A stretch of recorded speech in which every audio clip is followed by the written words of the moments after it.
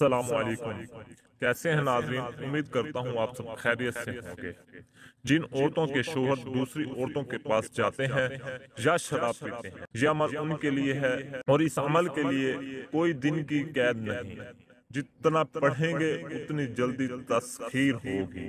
طریقہ کار یہ ہے، جب بیوی اپنے شوہر کے ساتھ سوئے تو بیوی اپنا سیدھا ہاتھ اپنے شوہر کے دل پر رکھ کر اس اسم کو 19 دفعہ پڑھے اور پھر ہاتھ ہٹا لے، اور اگر 19 سے زیادہ پڑھ سکے تو بہتر، ورنہ کم سے کم 19 کی تعداد میں پڑھے، اور اس وقت تک یہ عمل کرے جب تک شوہر سارے غیر شرعی کام چھوڑ نہ دے۔